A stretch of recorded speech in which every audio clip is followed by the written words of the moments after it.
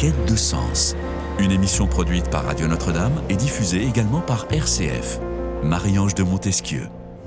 L'éducation est déjà la question d'une vie entière, mais que voulons-nous vraiment transmettre à nos enfants ? Les enfants, dit-on, imitent leurs parents plus qu'ils ne leur désobéissent. Alors une autre question surgit à l'ère de MeToo et de tout ce chantier de réflexion autour de la femme, de son image, de sa libération. Qui d'entre vous, ne vous inquiétez pas sur ce dont vous rêvez pour votre ou vos filles ? Vous rêvez qu'elles soient fortes, qu'elles soient maternelles, qu'elles soient libérées, qu'elles soient féminines, qu'elles soient guerrières, qu'elles soient tout ça à la fois. Bref, quelle image de la femme faut-il transmettre à nos filles ? Et bien sûr, il ne suffira pas de 52 minutes pour répondre à la question, mais quand même une belle exploration. On va tenter en tout cas d'explorer ce sujet pendant 52 minutes avec mes 4 invités autour de cette table. Et j'ai la joie d'accueillir pour commencer Gabrielle Cluzel. Bonjour Gabrielle. Bonjour Marianne. Ravie de vous recevoir dans cette émission plaisir Quête de partagé. Sens. Vous êtes journaliste, vous avez écrit plusieurs essais, dont Enraciné, Adieu Simone, Méfiez-vous de la France bien élevée, et puis le petit dernier qui nous intrigue, Yes Kids, une réponse à No Kids, à ce courant en vogue partout dans le monde occidental en tout cas, la colère d'une mère face au nouveau diktat de la famille chez Fayard.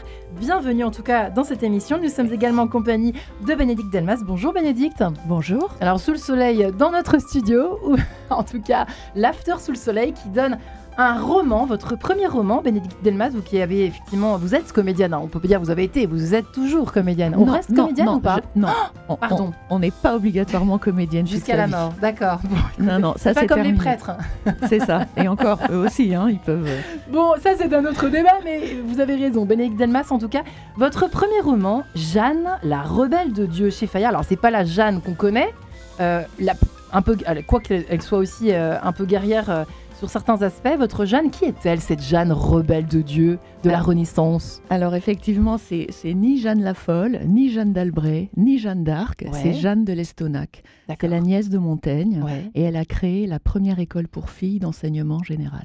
Waouh, la grande classe, à une époque effectivement où il y avait plein de courants qui se mélangeaient. C'est un peu comme aujourd'hui, il y avait plein de choses qui étaient en chantier au fond à la Renaissance. C'est ce qu'on dit souvent d'ailleurs. Tout à fait, et c'est vrai qu'à l'époque, créer cette école pour filles, on pourrait dire que c'est comme remettre en place l'éducation pour les filles en Afghanistan ou au Pakistan aujourd'hui. Ouais, carrément. Eh bien, merci d'être là en tout cas. Voilà merci. Un avis qui sera le vôtre. On a hâte d'entendre en tout cas votre vision des choses. Et puis celle qu'on ne présente plus, Mariette Darrigrand. Bonjour Mariette. Bonjour Passe au Marie-Ange. 3e plan, Mariette. Qu'est-ce que c'est que cette histoire ? Mais ça me va très On bien. est tellement ravis de vous avoir à chaque fois pour évidemment notre spécialiste du mot, sémiologue que vous êtes, directrice du cabinet des faits et des signes. Vous êtes spécialisée dans l'analyse des discours en général sociétaux et des tendances forcément. Viril comme Vénus, votre précédent ouvrage paru aux éditions des Équateurs, qui est bien en relation avec notre sujet du jour. Et puis, on peut citer également Amazone, sorcière, déesse, une épopée du féminin, qui est plus fraîchement paru aux éditions Erol. Merci d'être là. Et enfin, nous sommes en ligne avec Elisabeth Horowitz. Bonjour Elisabeth. Bonjour à tous. Bienvenue, vous êtes psychogénéalogiste et psychopraticienne transgénérationnelle. Votre livre « Mon corps généalogique, comment l'histoire familiale influence notre santé et notre ADN et comment guérir chez ADN ». J'ai presque envie de vous poser la première question, Elisabeth Horowitz. Oui. À combien de pourcents, si on peut dire ça comme ça, si on peut quantifier l'histoire, est-ce que malheureusement nous sommes nous sommes très victimes, nous sommes partiellement victimes ou majoritairement victimes de notre histoire familiale côté image de nous-mêmes en tant que femmes. Boum, question que je vous pose, Elisabeth. Oui, tout à fait. Nous sommes victimes de l'histoire familiale dans la mesure où nous la connaissons mal. Parce qu'en fait, vous voyez, dans mes consultations, je me rends compte qu'on connaît très mal l'histoire de notre mère, l'histoire de nos tantes, l'histoire de notre grand-mère, des sœurs de notre grand-mère, éventuellement, voire de nos arrière-grand-mères. Ouais. Donc, en fait, il y a toute cette transmission, elle est vraiment partielle. Ce n'est pas forcément que les femmes de notre famille ne veulent pas parler, mais quelquefois, on n'ose pas leur poser des questions sur leur vie de couple, sur leur vie intime, sur ce qu'elles ont vécu de positif ou en négatif, parce que là aussi, il y a beaucoup de choses. Les femmes assument beaucoup de choses dans le couple, dans la vie domestique, dans l'éducation des enfants. Et finalement, moi, ce que je conseillerais tout de suite, c'est d'aller interroger en tête-à-tête les femmes de notre famille, alors la branche maternelle, la branche paternelle, pour avoir une vision d'ensemble de ce qui a été vécu. Voilà. Ouais, ça, ce serait le rêve, évidemment. C'est vrai qu'on est tous un peu plus ou moins concernés. Après, il y a des grand-mères qui parlent. Elles ont de la chance, leurs petites filles et leurs filles, d'avoir tous ces bribes de témoignages. Gabrielle Cluzel, c'est vrai que déjà d'avoir l'histoire des femmes, comme l'évoque dans son livre d'une certaine façon Bénédicte Delmas, c'est toujours, en tout cas, passionnant et ça peut parfois nous parler, même si nos grand-mères ne parlent pas ou nos arrière-grand-mères, malheureusement, n'ont pas laissé de traces écrites. Je trouve ça toujours intéressant, effectivement, de savoir d'où l'on vient. Alors, de tous côtés, l'histoire de la maternité, l'histoire de la libération de la femme, comme on le nomme aujourd'hui, etc., pour se situer déjà. Oui, vous avez raison. Alors, on peut les faire parler aussi, celles qui ne parlent pas, vous voyez. Et puis, comment vous faites-vous ? Écoutez, quand elles sont très vieilles, par exemple, très âgées en EHPAD, c'est le moment où on peut les faire parler. Par exemple, vous savez, quelquefois, quand on va voir les personnes âgées, on ne sait pas trop que leur raconter. On peut les faire parler d'elles et souvent, leur jeunesse, c'est finalement ce qui est le plus frais dans leur tête, paradoxalement. Ouais. Donc, je crois que c'est l'occasion de les faire parler. Vous avez raison, c'est très intéressant. Moi, je suis d'une famille de filles. Nous étions 4 filles, avec une mère qui avait un côté un peu féministe, entre guillemets, mais dans un sens qui est peut-être différent de celui où on l'entend. Mais c'est pour ça que je serais peut-être déjà en porte-à-faux mais très courtoisement avec madame, parce que je ne crois pas que la vie des femmes avant Montaigne était comparable à l'Afghanistan, si vous voulez. Il y a eu une conversion au christianisme des princesses, enfin des reines en réalité. Chaque pays a eu la sienne, nous on a eu Clotilde. Je ne dis pas que la condition féminine était à son apogée, mais justement ça a permis de faire sortir, vous savez, par le mariage monogame par consentement mutuel à un âge plus avancé, puisqu'il fallait un consentement, ça a permis de faire sortir la femme d'une forme de suggestion. Je pense notamment à Sainte-Hélène, qui était la femme de Constance Chlore, avec sa ribambelle de concubines. Ouais. Je pense que Clotilde, comme toutes ces reines, se disaient c'est quand même un intérêt bien compris de femmes aussi de les convertir au christianisme, parce qu'on va sortir de cette condition. Je ne crois pas que les femmes afghanes en soient sorties aujourd'hui. Mais vous avez raison, c'est vraiment important de parler entre femmes. Et je repense à cette phrase, vous disiez il n'y a pas de psychanalyste, cette phrase de Freud qui disait à propos des fils, quand un fils a été aimé de sa mère, il deviendra un conquistador. On peut dire aussi ça des filles, finalement. Écoutez, on commence joyeusement l'émission, Bénédicte Delmas. Et c'est vrai que votre vision n'est pas la même. Alors, c'est un roman, mais vous avez quand même fait des recherches historiques. Et vous avez une vision, effectivement, des femmes à la Renaissance. On interroge tous l'histoire. Il y a des historiens qui ont plein de points de vue différents, etc. Et vous avez finalement tracé la vôtre à travers ce roman. Qu'est-ce qu'elle nous apprend sur la femme d'aujourd'hui, cette Jeanne rebelle de Dieu de la Renaissance que vous racontez dans votre livre, au fond ? Ce qu'elle nous raconte déjà, c'est le manque d'évolution sur les idées reçues sur l'infériorité des femmes. C'est-à-dire que ce sont des idées reçues qui traversent les siècles. Ça ne bouge pas. Et il ne s'agit pas de comparer la France de la Renaissance à l'Afghanistan d'aujourd'hui.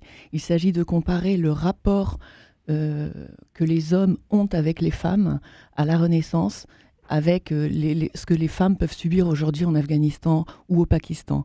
C'est-à-dire que on était et on est quand même encore beaucoup aujourd'hui dans des sociétés patriarcales qui sont organisées avec une vision de la femme qui est subalterne. C'est-à-dire que c'est ça le combat de Jeanne. C'est-à-dire qu'elle décide de sortir de sa fonction domestique et pour s'émanciper et avoir un rôle social. Elle veut sortir en refusant de se remarier, elle refuse de se mettre sous la protection d'un homme, mais aussi sous la domination d'un homme. Elle décide de s'affranchir et de choisir pour elle-même. Elle choisit l'indépendance, elle choisit l'autonomie affective, morale et financière. Et c'est en ça que ça nous parle aujourd'hui. C'est-à-dire qu'aujourd'hui, être libre, c'est être autonome financièrement, affectivement et moralement. Mais ça, c'est fait, non ? C'est fait maintenant, la femme. Vous croyez ? C'est fait, en tout cas en Occident. Alors, je ne parle pas d'Afghanistan. Je parle de chez nous, en France, par exemple. Bien sûr, mais je crois pas on est d'accord qu'il y a encore des progrès à faire aux quatre coins de la Terre. Bien sûr, il y a des progrès à faire. Aujourd'hui, les femmes ont le droit de travailler, elles ont même le devoir de travailler, mais elles continuent quand même à avoir une deuxième journée quand elles rentrent à la maison. C'est là que j'étais en train de penser à ça en vous écoutant, parce que j'ai l'impression qu'on est vraiment, c'est pour ça, d'où ma question pour un peu explorer ce sujet avec vous, mesdames. C'est qu'on a l'impression d'être empêtrés là. On est dans un nouveau chantier, on n'est plus à la Renaissance, on est dans une espèce de nouvelle Renaissance à venir, j'espère. Mais en fait, on est libre, mais en fait, effectivement, on est presque victime de cette espèce de pouvoir d'accéder à tout ce qu'on veut. Mais malheureusement, on a le droit quand même d'avoir envie d'avoir des enfants aujourd'hui. Et Mariette, c'est quand même compliqué cette affaire. On n'est pas sorti de l'auberge, j'ai l'impression qu'on n'y arrivera jamais. Comment sortir de cette espèce de... On passe d'un nœud à l'autre. Moi, c'est l'impression que j'ai aujourd'hui en tant que femme peut-être et en tant que journaliste et animatrice de cette émission du jour. Vous voyez, on n'est pas femme, on le devient et c'est pas facile. C'est compliqué. Mais je crois qu'on est devant quelque chose d'emblématique, plus large, notre rapport à l'histoire. Comment ça marche l'histoire ? Alors, et en effet, il y a des événements fondateurs, il y a des conversions, il y a des victoires, mais il y a des régressions. Et en ce moment, nous vivons vraiment cette dialectique-là et ce face-à-face, c'est en même temps. On a des grandes victoires et on a, mais sur tous les plans, pas que pour les femmes, on a des grandes régressions. Alors, notre vision du temps doit changer. Ce qui ne va pas, c'est qu'on a vécu, précisément depuis la Renaissance, dans une vision trop optimiste et trop progressiste des choses. On évolue, puis on a la pilule, et puis après, ça va bien. Non, il y a ça, mais il y a le deuxième, il y a la flèche du temps, et il y a ce qu'on appelle en anthropologie la coupe du temps, c'est-à-dire le temps cyclique qui ne passe pas, et qui sera toujours le même. Alors, en positif, on voit le Parthénon, on trouve ça magnifique comme au temps des Grecs, donc notre sensibilité est la même. En négatif, c'est que nous pouvons avoir de l'archaïsme en nous, personnellement, et dans les sociétés. Or, la cause des femmes, elle est directement liée à ça. L'archaïsme de la violence, bien sûr. L'archaïsme de la concurrence entre femmes. C'est vrai. Quand même, elle est là. L'archaïsme de la transmission. Qu'est-ce que c'est de donner la vie et de transmettre, puisque votre angle, c'est quand même qu'est-ce qu'on transmet à nos filles. L'archaïsme de vouloir dézinguer la génération d'avant qui a toujours tout mal fait, etc. Voilà, donc à nous de faire le tri entre ce qui est aujourd'hui quand même pour les femmes de l'ordre du progrès, ça va quand même pas mal, et ce qui reste archaïque. Alors, cette violence, mais même par exemple dans le monde du travail, c'est intéressant que la génération, votre génération, Marie-Ange, la génération dont les mères ont déjà pas mal travaillé, elles se disent, est-ce que j'ai envie de rater l'éducation de mes enfants parce que je les vois jamais, ou est-ce que j'ai des questions comme ça. Paradoxe incroyable. Oui, mais c'est formidable, c'est passionnant parce que sinon on refait toujours les mêmes erreurs. Donc nous sommes peut-être en train de corriger. On régresse pour mieux sauter un petit peu. C'est un peu ça que vous êtes en la train de nous dire, régression, elle peut avoir exactement une fonction de tremplin. Oui. Parce que Gabrielle Cluzel, vous n'êtes pas dans votre livre en train de nous raconter une histoire complètement archaïque et rétrograde, pas du tout, parce que vous parlez beaucoup de libération de la femme d'une certaine façon. Hein. D'ailleurs, votre mère, Alors, Elisabeth Horowitz n'est pas là pour vous psychanalyser, mais bon, vous nous avez dit vous-même que votre mère avait un côté un peu, féministe à sa façon. Ouais. Vous ne prenez pas du tout, la brave mère au foyer qui a 6 enfants, qui est victime de son mari et de ses enfants. Vous n'êtes pas du tout en train de prôner ça. Hein. Non, ça me ressemble pas tellement d'ailleurs, parce que si vous me connaissiez. Mais j'essaie de prôner je sais pas ce que je prône. Hein. Je défends, disons, une réconciliation de la femme de son cerveau à son utérus, on va dire. C'est-à-dire que pour moi, la maternité, par exemple, a été présentée par un certain féminisme aux États-Unis, Virginia Woolf ou Simone de Beauvoir chez nous. Il n'y a que Marguerite Duras qui s'est inscrite, on le sait peu, qui n'a pas eu le même discours. Et donc toutes les deux, on disait, et beaucoup dans leur sillage, écoutez, la maternité, c'est un fardeau dont il faut se débarrasser si on veut aller plus vite et plus loin. Je caricature un peu, mais c'est néanmoins ceci. Et moi, je crois au contraire que cela fait partie de la femme. Alors, c'est pas pour dire, il y a plein de femmes qui n'ont pas d'enfants et je ne me permettrai pas de les juger, c'est pas le sujet, je parle d'un fait de société. Mais cela fait partie de la femme et le nier, le voir comme une espèce de pathologie chronique qu'il faudrait soigner tout le long de sa vie féconde, c'est une présentation fausse. Voilà.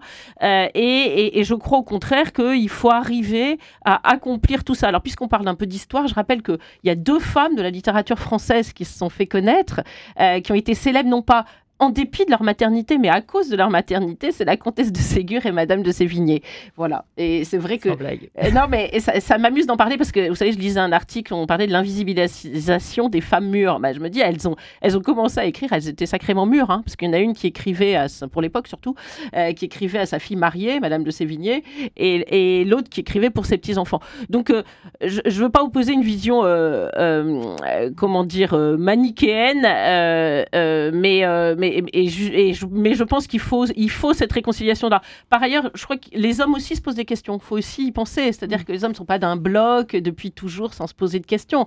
C'est-à-dire que chaque époque change, le mode de vie change. Donc, il y a une réadaptation. Je pense que vous parliez de charge mentale tout à l'heure. Absolument. Évidemment, oui, je sais pas pourquoi, les jeunes gens, ça. les hommes aujourd'hui qui ont une femme qui travaille, nécessairement, sauf s'ils sont d'une malhonnêteté achevée, prennent leur part. Je ne dis pas qu'ils aident leur femme, en tout cas, ils prennent leur part. C'est sûr que beaucoup plus que... Et puis, simplement pour dire un bémol sur cette charge mentale, parce que là encore, rien n'est manichéen.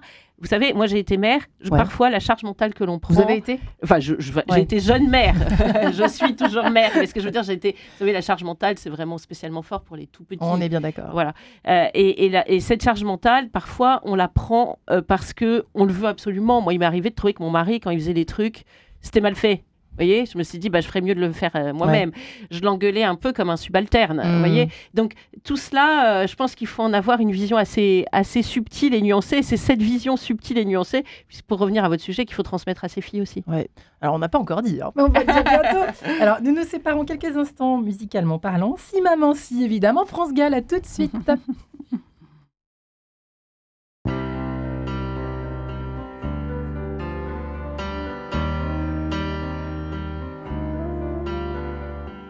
Mes amis sont partis, mon cœur a déménagé. Mes vacances c'est toujours Paris, mes projets c'est continuer, mes amours c'est inventer. Si maman si maman si tu voyais ma vie, je pleure comme je ris, si maman si, mais mon avenir reste gris, et mon cœur aussi.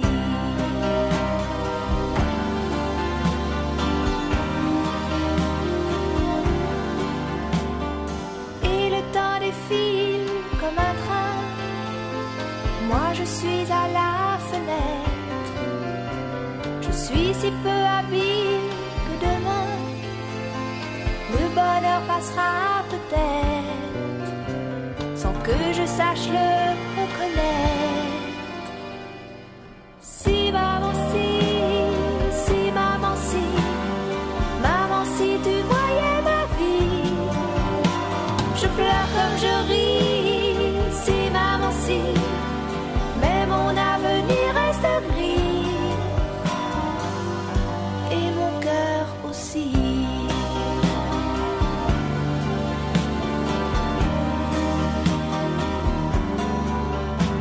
Mon cœur est confortable, bien au chaud, et je laisse passer le vent. Mes envies s'éteignent, je leur tourne le dos, et je m'endors doucement, sans chaos ni sentiment. Si maman si tu voyais ma vie, je pleure comme je ris, si maman si, mais mon avenir reste gris, et mon cœur aussi. Si maman si tu voyais ma vie, je pleure comme je ris, si maman si,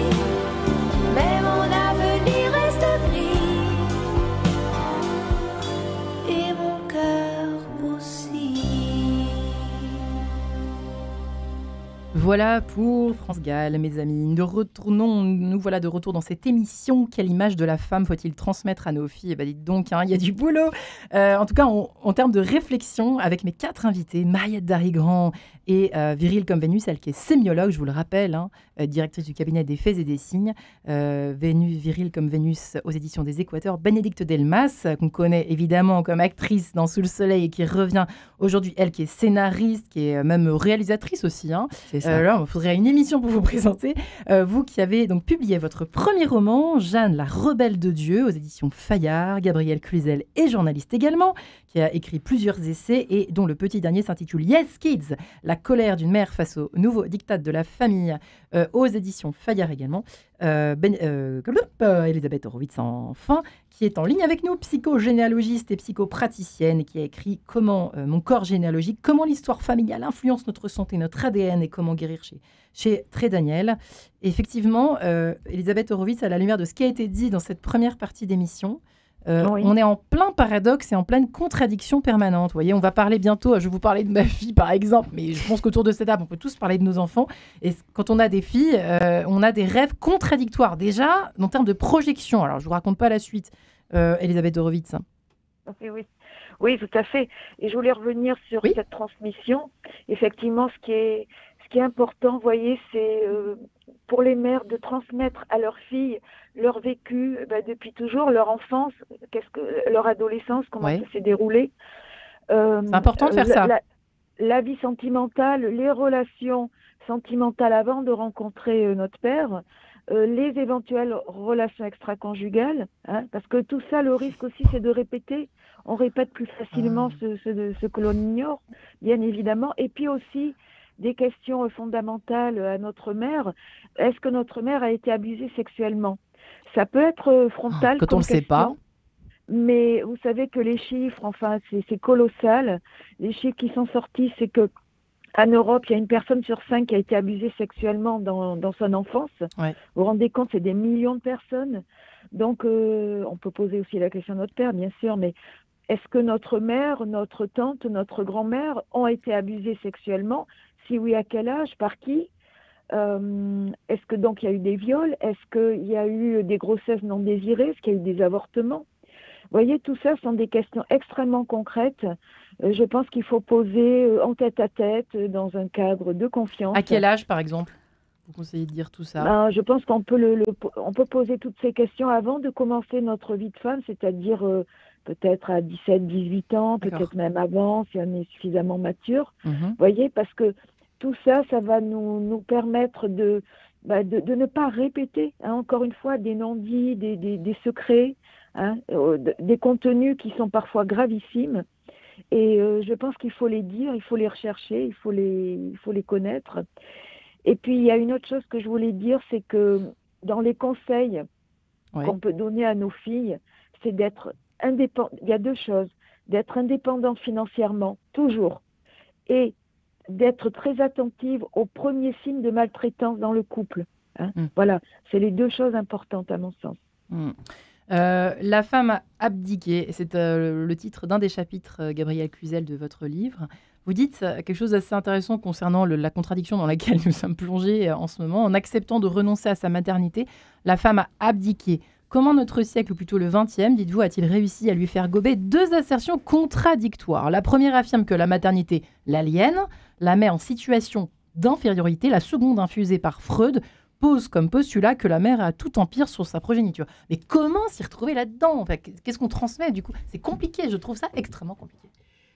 Oui, vous avez raison, et tout cela plonge dans une grande confusion. Moi, j'étais toujours frappée de voir que, alors peut-être depuis Freud, mais il y en a eu d'autres, il y a cette idée, il y a toute une littérature autour de ce sujet, autour de la mère toxique, et ça existe, voilà, mais qui est développant cette idée que finalement, il y a une surpuissance de la mère qui est extrêmement importante. Alors, c'est vrai que quand votre mère est une boussole qui indique le sud, c'est compliqué, nous sommes d'accord. Ouais. Et paradoxalement, on montre la maternité comme une façon de mettre la femme en situation de suggestion, comme si elle était diminuée. Moi, je crois au contraire que la maternité, c'est vrai, est une forme de puissance. et que à ce titre, comme n'importe quelle reine, elle doit en user avec beaucoup de prudence. C'est-à-dire qu'elle a une énorme influence sur le mental de ses enfants et de ce fait, elle peut en faire quelque chose de merveilleux ou potentiellement les détruire, même si je ne remets pas du tout en cause toute la psychogénéalogie, etc. Mais je pense qu'il n'y a pas de fatalité. Il ne faut pas non plus inscrire les gens dans une fatalité. Ce n'est pas parce que vous avez une mère toxique que vous ne pourrez pas vous en sortir. Hein, je pense que c'est important parce que voilà, aujourd'hui, on est un peu dans une forme de conception fataliste de ces relations. Donc, il me semble vraiment important que c'est une puissance pour la mère. Vous savez, je vais vous citer encore un exemple historique, mais la reine Victoria, elle a eu plein d'enfants et finalement, elle a régné sur l'Europe en donnant la vie. Les hommes, il y en a beaucoup qui ont régné sur l'Europe, mais en faisant la guerre. C'est quand même une supériorité féminine et maternelle qui me semble extrêmement forte. Voilà. Quel est votre regard sur cette complexité, Mariette? Alors, moi, comme je regarde les discours... Comment voilà, je regarde... Non, ce qui me frappe depuis quelques années, c'est qu'il n'y a pas de discours heureux sur la féminité. Donc, pour moi, l'élément de réponse à votre question, c'est déjà d'incarner, de montrer, quand on peut le faire, évidemment, que c'est bien d'être une femme, que c'est joyeux, que c'est sympathique, que c'est compliqué, mais je ne suis pas sûre qu'être un homme, ce soit plus simple. Ouais. Donc, voilà, c'est la vie... On va consacrer bientôt une émission, d'ailleurs, au versant masculin. Voilà, c'est la vie humaine. Ouais. Donc, les enfants, on le sait, sont mimétiques. Ouais. Alors, c'est pas non plus des pâtes à modeler sur lesquelles on fait des... Non, ils sont mimétiques et ils ont déjà très vite leur libre arbitre. Hein. Je parle pas des abus et tout ça, mais dans la norme, bon. Les enfants regardent. Voilà. Alors après, qu'est-ce qu'on peut dire, par exemple, à ses fils? On peut dire, enfin, en tout cas, pour moi, c'était un levier de mon éducation, c'est aimer l'autre sexe. Ça ne veut pas dire qu'on prône l'hétérosexualité ou je ne sais pas quoi, pas du tout.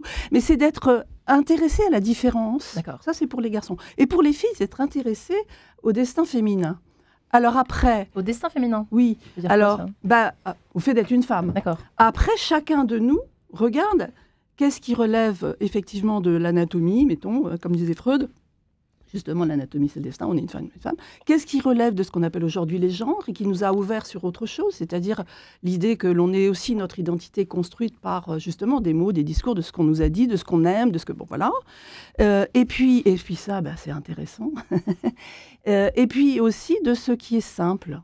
Ouais. De ce qui est simple. Une petite fille a envie de se mettre une robe rose pour aller à l'école, pour la énième fois. Ouais.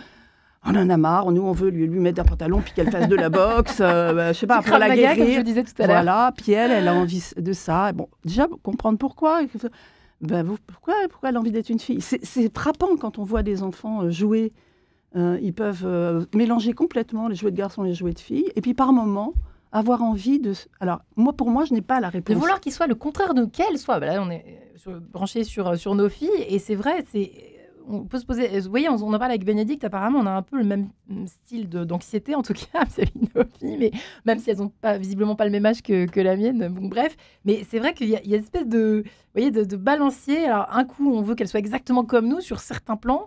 Et puis, je ne sais pas si vous partagez ça, Gabrielle aussi et Mariette. Et puis, vous avez des fils, mais vous avez des filles aussi. Oui, mais... Et puis, sous d'autres aspects, on veut absolument qu'elle soit l'opposé de nous, qu'elle soit hyper guerrière, qu'elle soit je ne sais pas quoi. Enfin, bref, c'est très bizarre, cette histoire, Bénédicte. Oui, c'est vrai. Comment on se retrouve là-dedans, quoi. C'est très bizarre, mais... Quand même, les femmes ont toujours été disqualifiées quand elles ne pouvaient pas avoir d'enfants. C'est-à-dire qu'une femme qui était stérile, en tout cas qui n'avait pas d'enfant, parce qu'on ne savait pas si ça venait d'elle ou de son mari, elles étaient disqualifiées. Aujourd'hui, une femme qui ne veut pas avoir d'enfant, on dit qu'elle abdique. Mais en fait, on est peut-être juste à un passage où les femmes sont en train de se réapproprier leur corps, leur féminité, leur chemin de vie, leur envie de maternité ou pas. C'est pour ça qu'on a un chantier. Mais je trouve que c'est une période qui est passionnante parce que ici, on a droit au chapitre, donc on a le droit de s'exprimer et d'avouer ses réticences face à la maternité ou son découragement aussi.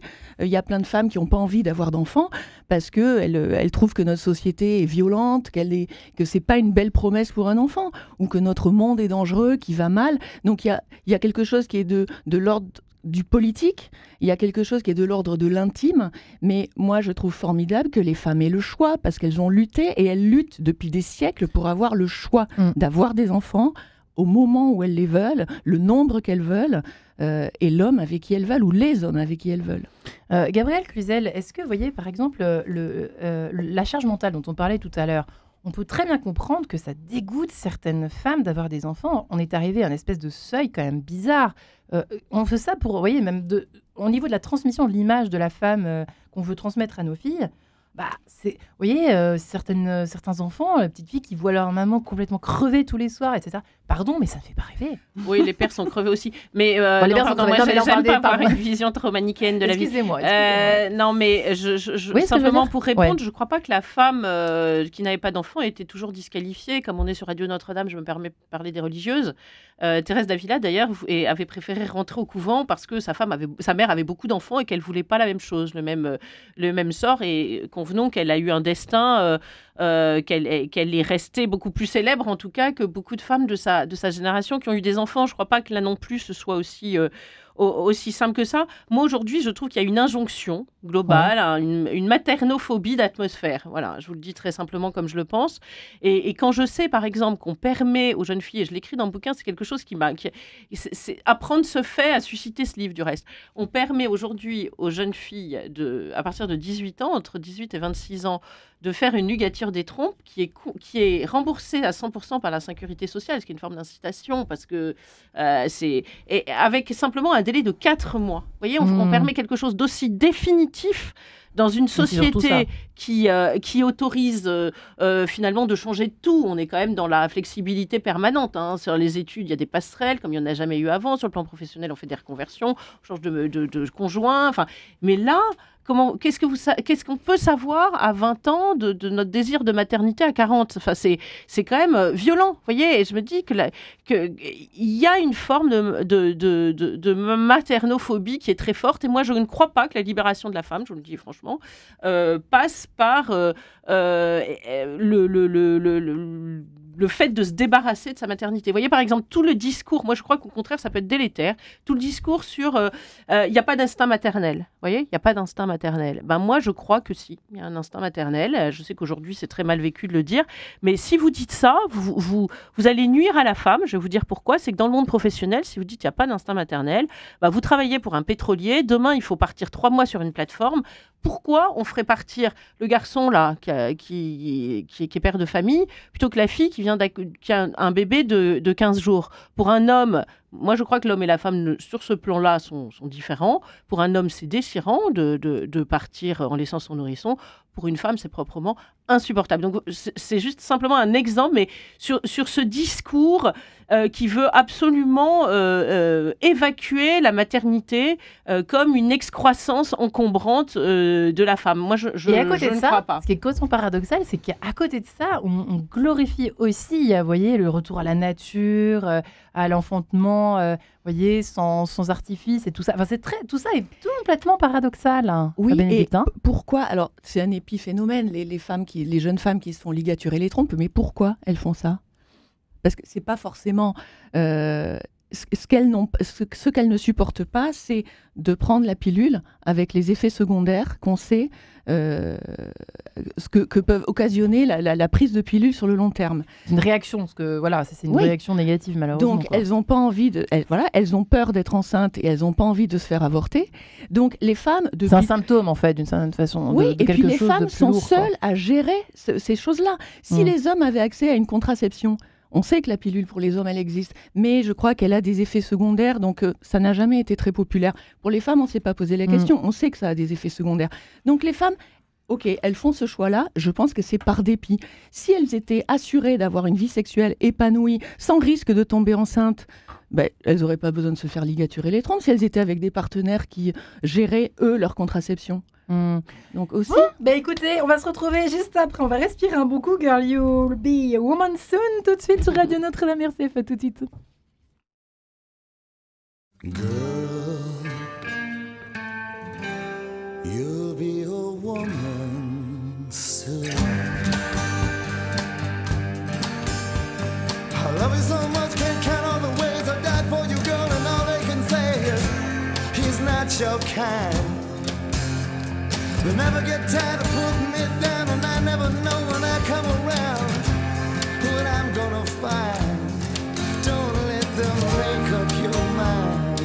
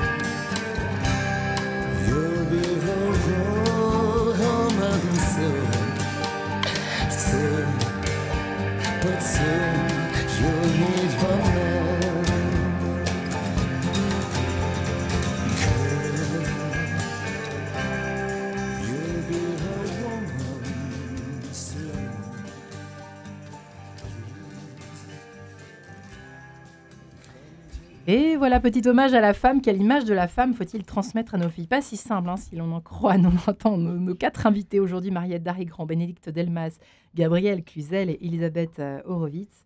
Et c'est vrai que, hors antenne, pardon, Bénédicte, mais c'est vrai qu'on échange des fois, c'est une discussion très animée pour cette émission dans ce studio. Et c'est vrai que voilà, on a tellement parlé de tracer sa route, ce qui est plutôt honorable, ce qui est plutôt bien, une belle idée, une noble idée, de suivre sa vocation, suivre sa voie. En quête de sens en fait partie. Cette émission, voilà, le titre de l'émission en dit long.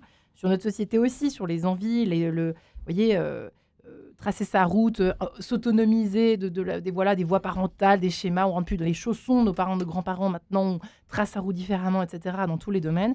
Mais voilà, il y a peut-être aussi des limites. Alors, transmettre aussi à nos filles, ce que d'où on est parti, comme le disait Elisabeth tout à l'heure en ligne avec nous, Elisabeth Horowitz, psychogénéalogiste que vous êtes.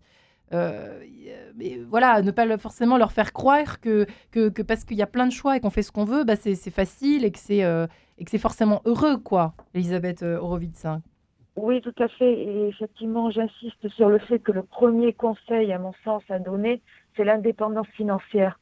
Pourquoi ? Parce qu'à l'heure actuelle, je reçois énormément encore de femmes qui croient un peu au prince charmant, qui espèrent que l'homme va les sauver d'une condition précaire ou par rapport au fait d'avoir peut-être arrêté leurs études trop tôt, va les prendre en charge, etc.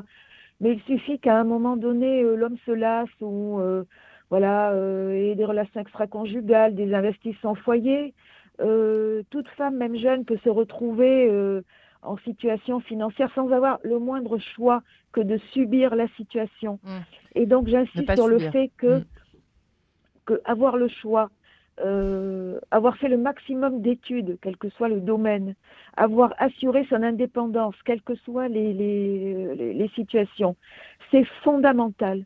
C'est absolument fondamental dans une société capitaliste où les relations sont régies, en fait, tout est régi par des rapports d'argent. Il faut avoir de l'argent. Voilà, et j'insiste sur ce fait-là, c'est concret, et je m'aperçois que trop de femmes encore laissent à l'homme ce pouvoir financier, le fait de régir les comptes, de prendre toutes les décisions sur le foyer, sur la maison, sur l'avenir des enfants, sans avoir forcément leur mot à dire. Et franchement, c'est le défi actuel. Alors, on est dans la dernière partie de l'émission, mesdames. Merci, Elisabeth Horowitz, de l'introduire, finalement. On va donner les tips, là, les temps de donner un peu, parce que les auditeurs, ils sont là. Bon, alors, on dit quoi à nos filles dans l'histoire qu'elles aient 4 ou 44 ans? Enfin, peut-être pas non plus. Mais qu'est-ce qu'on répond? Vous voyez, parce que, avoir le choix, c'est bien, mais il faut s'engager aussi un petit peu, enfin, même voir pas mal dans une direction, dans tous les domaines d'ailleurs. Mariette, qu'est-ce qu'on fait? Qu'est-ce qu'on dit à nos filles? Voilà, on est en 2025. Qu'est-ce qu'on a envie de leur transmettre aujourd'hui? Qu'est-ce qu'il faut leur transmettre au fond, l'essentiel? Écoutez, il n'y a pas de psychanaliste au sens classique du terme, mais je vais en citer une parce que pour moi, elle est très importante sur ce point, c'est Julia Kristeva. Elle a justement un tips à nous offrir. Elle dit, c'est formidable, la femme a quelque chose en plus, c'est sa capacité transformative. Ça, c'est vraiment... nous sommes capables, parce que les femmes sont plus plastiques. Elle l'écrit à partir de son expérience d'analyste, donc ce qu'elle entend ou sa propre vie. Nous sommes beaucoup plus capables de nous transformer. On est métamorphique, on est peut-être moins stabilisé, peut-être plus actrice, plus... voilà. Et donc ça, c'est très important. Alors, c'est pas facile, en tant que mère, d'observer sa petite fille qui se transforme, mais elle a un talent à faire ça, un talent métamorphique auquel il faut faire confiance. Leur faire confiance, on n'aurait pas dit encore, parce que la peur parle beaucoup depuis le début de l'émission, mais il faut leur faire confiance. Donc il y a peut-être des phases, des moments où une jeune femme, mais moi je me souviens, à 20 ans non plus, je ne voulais pas avoir d'enfant. Donc il y a peut-être une phase où on se dit, je suis un homme comme les autres, je ne veux pas être emmerdée par les bébés, etc. Ouais. En plus, on tient un discours actuellement sur la maternité, l'accouchement, le postpartum et tout, horrible. Épouvantable. Épouvantable. Donc bon, ok. Mais par ailleurs, on peut aussi avoir envie d'être Thomas Pesquet, bon, ok, mais peut-être aussi d'avoir une petite vie normale, bien, vachement heureuse, aimée par quelqu'un, voilà. Donc tout ça, c'est les 1000 facettes de la personnalité humaine, et si j'en crois Julia Kristeva, ce sont surtout les femmes qui ont ce pouvoir-là de transformation, y compris de transformation des contraintes.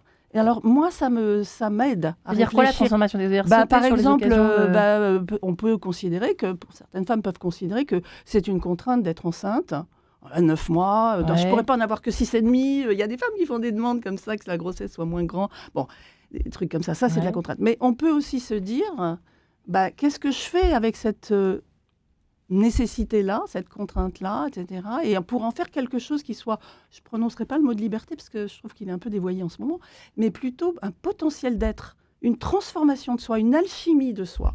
Et ça, je crois que c'est une manière de regarder l'enfant. Il faut le faire dans nos propres vies, mais une manière de regarder l'enfant, parce il n'y a pas d'être plus transformatif. Oui, donc sans plaquer une idée, un idéal qu'on a, par exemple, d'une femme réussie, enfin d'une vie de femme réussie, voilà, sur nos filles, quoi. On peut plaquer ce qu'on veut parce qu'on est des êtres mal faits, quoi. Ouais. On est maladroit, on est tout ce qu'on veut. Mais en revanche, je crois d'observer l'enfant. De s'amuser, d'être curieux de l'enfant, voir qu'est-ce qu'il fait, qu'est-ce qu'elle fait, ma petite fille, qu'est-ce qu'elle fait que, je sais pas, elle va se mettre à faire des gâteaux avec son grand-père, moi, ça me faisait suer, je n'avais pas du tout envie, c'est marrant, tiens, pourquoi elle fait ça? Est-ce qu'elle va pas être une mère au foyer inhibée? Non, elle est peut-être en train de devenir une chef pâtissière, j'en sais rien. Gabrielle, à vous de jouer. Oui, je trouve tout à fait intéressant ce que vous dites parce qu'il y a beaucoup de choses trappes dans l'idée qu'il faut absolument que la femme s'émancipe. Il ne faut pas être dans le profil. Ah ben moi, je n'ai pas fait ce que je voulais ou ce que je rêvais faire. Donc on se projette sur sa fille. On fait absolument lui faire des choses qu'elle n'a pas envie de faire. Et c'est vrai que les filles, elles sont ce qu'elles sont. Moi, j'ai une fille qui est à côté de ça très scientifique, mais qui est douée de ses mains, ce que je ne l'étais pas du tout. Et au début, ça m'a un peu perturbée. Elle a voulu que je l'inscrive à un cours de couture et je l'ai inscrite à un cours de couture. Alors que pour moi, qui est de main gauche, je ne sais même pas faire un bouton. Donc, ce n'est pas moi qui l'ai conditionné, vous voyez. Et donc, si vous voulez, je pense qu'il faut quand même laisser une liberté à l'enfant. Moi, ce qui me fait de la peine, si vous voulez, quand je pense à la maternité et à la femme, c'est que si vous donnez à votre fille l'impression que vous ne vous aimez pas vous-même, eh bien, elle ne s'aimera pas non plus, si vous voulez. Vous voyez, et on dit se reproduire, mais un synonyme, c'est la duplication, mais pour avoir envie de se dupliquer, il faut s'aimer. Alors, ça ne sera pas une duplication parfaite, et heureusement, c'est la vie humaine, chacune est unique, mais ce que je veux dire, c'est que si nous ne nous aimons pas, nos filles ne s'aimeront pas elles-mêmes, elles ne se feront pas aimer non plus. Donc, je trouve que c'est important de donner une belle image de la femme. Moi, je suis d'accord avec vous. Il y a une image très négative aujourd'hui ou très, victimaire. Moi, je me sens pas du tout victime. Ma mère n'a pas été une victime. Je veux pas que mes filles soient des victimes. Et vous savez, j'ai eu plusieurs enfants, des garçons et des filles. Je me disais au début, oh là là, si j'ai pas de fille, j'en serais malade parce que j'aimerais tellement avoir une fille. J'ai découvert qu'avoir des garçons, c'était super aussi. Mais si vous voulez, voilà, sortir quand même d'un discours pour moi un peu trop c'est dangereux, revendicatif et négatif. Voilà, je pense qu'il y a vraiment de très belles choses chez la femme et il ne faudrait pas que nos filles regrettent de l'être. Je vais terminer sur un point. Vous savez que dans les phénomènes de transition aujourd'hui, c'est les filles qui veulent devenir des garçons. Donc il y a c'est toujours ça. Donc il y a quand même une réelle question à se poser. Ouais, et justement, Bénédicte, ça tombe sur vous la question. Pourquoi? Est-ce que je suis la seule et pourquoi on a peur pour nos filles, quoi? Mais répondez-nous à cette question, Bénédicte. Parce que je crois qu'il y a l'une des choses les plus difficiles à acquérir pour chacun d'entre nous et surtout pour les femmes, parce que c'est l'amour de soi envers et contre tout et tous. Aujourd'hui, une femme qui va pas bien, c'est toute une économie. C'est-à-dire une femme qui va pas bien, elle va chez le psy. Une femme, elle a besoin de se maquiller, elle a besoin de se coiffer, elle a besoin de s'habiller. Elle met tout en œuvre pour être au mieux, pour être séduisante, pour être agréable, pour être acceptée, pour être aimée, en fait. C'est vrai, c'est la phrase de Molière, je lui disais, la plus grande ambition de la femme, c'est d'inspirer l'amour. Ça, je sais pas pourquoi, ça m'a toujours marqué cette phrase. Mais ça, c'est dingue quand même. Donc, moi, ce que je veux transmettre à mes filles, c'est qu'elles s'aiment envers et contre tout et tous. Et j'ai envie quand même qu'elles apprennent à déconstruire toute la propagande qu'il y a dans notre société sur qu'est-ce qu'une femme heureuse, qu'est-ce qu'une femme épanouie, qu'est-ce qu'une femme accomplie. C'est que de l'injonction, tout ça, en fait. Mais oui, c'est à chacun de trouver. Si on a envie d'être astronaute, go for it. Si vous avez envie d'avoir 5-6 gosses, mais très bien. À chacun de trouver sa voie, son chemin, à chacun de trouver son équilibre et son bonheur. Heureusement qu'on n'a pas tous la même vision du bonheur, la même définition. Les deux. Mais tout à fait. Voilà. Vous êtes d'accord sur un truc, c'est génial. Tout à fait. Mais une femme qui va dans l'espace, elle a intérêt à trouver un homme qui reste à la maison, pour le coup. Puis, ça me fait penser à Clarisse. J'aurais bien aimé la recevoir un jour, Clarisse Kremer. Alors, je ne sais pas comment elle a fait pour être loin de sa fille comme ça, ses enfants, pendant je ne sais pas combien de mois du Vendée Globe. Elle l'a fait chez Dédé et elle est très heureuse. Et bravo à Clarisse, qui j'espère nous fera l'honneur de sa visite un de ces jours. Voilà, Elisabeth Horowitz, la parole, le mot de la fin quasiment, vous est donné. C'est à vous de parler pour qu'est-ce qu'il faut en gros transmettre. Alors, vous nous l'avez un peu dit tout à l'heure, mais oui, voilà, effectivement, il y a toute cette enquête généalogique, donc aller interroger en tête à tête les femmes de notre famille, parce qu'on va apprendre beaucoup de choses. A priori, il y a beaucoup de choses qu'on ignore. Moi-même, dans ma famille, je savais très peu de choses au départ, jusqu'à ce que j'aille poser des questions. Donc, il faut quand même savoir que spontanément, on parle très peu dans les familles. On parle de la météo, on parle de la politique, mais du vécu intime, on en parle rarement. Mais si on pose des questions, on va obtenir des réponses, quelquefois des confidences et même quelquefois l'aveu de secrets. Voilà. Donc, c'est pas que les femmes de notre famille ne veulent pas parler, c'est que souvent, on leur a pas posé les bonnes questions. Et puis, elles pensaient peut-être que ça n'intéresserait personne. Mais on peut en avoir honte aussi de parler de pans de notre vie dont on n'est pas très fiers, chère Elisabeth. Ça peut arriver aussi, non ? Ça peut arriver. Mais vous dites que c'est pas grave. On y va quand même. C'est pas grave parce qu'il n'y a pas de jugement à avoir. On le sait bien maintenant. Mais je pense aussi que si on pose les questions avec bienveillance et aussi un petit tips pour que les personnes parlent, c'est d'amener un album de famille, des photos, parce qu'on parle beaucoup plus facilement avec des photos. Vous voyez, les photos d'une certaine époque, telle année, photos de mariage, les photos de naissance des enfants, etc. Il y a beaucoup de confidences à partir des photos. Voilà. Donc, si je pouvais donner un conseil, c'est celui-là. Mais écoutez, je vous remercie. Et Mariette, c'est vrai que pour terminer, il nous reste encore quelques minutes. Vous voyez, quand on a l'impression, c'est vrai que là, on revient toujours à s'aimer soi-même, déjà en tant que mère. Ça donne une sacrée responsabilité. Je crois que c'est ce que vous écrivez d'ailleurs dans votre livre, Gabriel, quand votre pédiatre vous dit ah bah oui, c'est parce que vous êtes anxieuse que votre fille a de l'eczéma. C'est juste horrible, quoi. C'est juste terrible. Et encore une fois, une espèce d'injonction, de choses terribles qui nous tombent sur la tête, qu'on le veuille ou non. Déjà, vous avez donné la vie. Déjà, vous dormez pas la nuit. Déjà, vous donnez corps et âme à votre enfant. Et là, on vous dit ah bah oui, mais vous êtes trop anxieuse, donc votre enfant va être malheureuse. Et je trouve ça terrible. Et donc on